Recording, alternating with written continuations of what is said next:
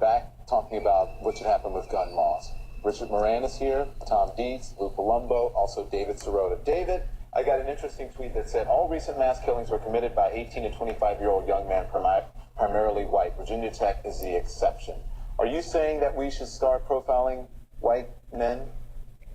Well, I think we should ask the question, why is America 30% white guys and 70% of the shootings in the last many decades have been at the hands of white guys? I'm not saying we should racially profile white guys, but I do think it's interesting to note that had 70% of mass shooters been, let's say, Arabs or African American men, I think the conversation right now would be a very different conversation, where we'd be having a much less nuanced, a much uglier conversation.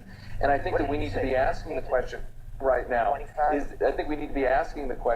about why the composite is so similar. Why are 70% of these mass shootings at the hands of white men? Is not to say that they should be racially profiled, but to ask the question, why is the composite so similar? Let's explore that. Let's ask that question, because it's an important question in light of a political climate right now where there's a lot of what I've called the white victimization narrative out there. This idea that white people are being kept down, this idea that white people are being oppressed. Does this have anything to do with this? I think it's worth asking the question. And you wrote an article for, was it Slate? Salon.